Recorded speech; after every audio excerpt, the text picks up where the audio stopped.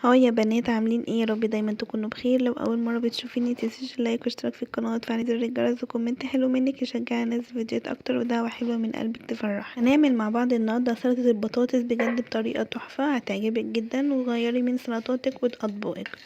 اول حاجه هقطع البطاطسايه كده مكعبات سميكه شويه واحطها في ميه مغليه وعليها ربع كوبايه من البسله دي متفرزه ماركه بسمه بتبقى جاهزه. حطيت عليها كده ربع كوباية. انا مش هخليها تتسلق سليق كامل علشان انا عايزاها ما تبقاش مهرية، انا عايزاها تبقى الحبة بحبة. وهجيب بولة واحط عليها معلقة مايونيز، معلقة او معلقتين على حسب الكمية اللي انت هتعمليها، واحط عليها شوية ملح وفلفل ودوت خل تفاح بجد بيديها طعم حلو قوي، ودي ليمونة معصورة. حطيت عليها شوية فلفل اسمر ومعلقة صغيرة من الزبادي لو متوفرة عندك، ونخلط كل ده مع بعض.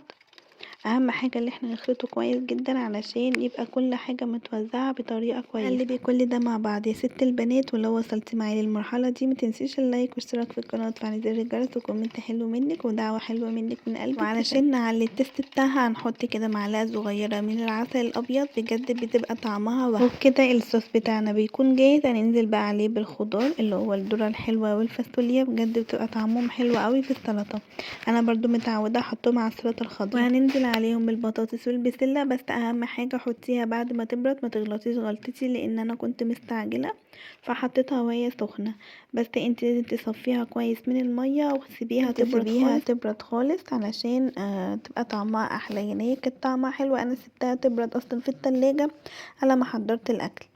وبس كده وزعتها في طبقين، بجد كانت طعمها حلو قوي. انا اصلا دخلت على الطبق التاني بتاع احمد. كده ودي تكون وصفتنا النهارده سهله وبسيطه، مش هتاخد منك اي وقت، وجددي من اطباقك وسلطاتك. يلا اشوفكم على خير، باي باي.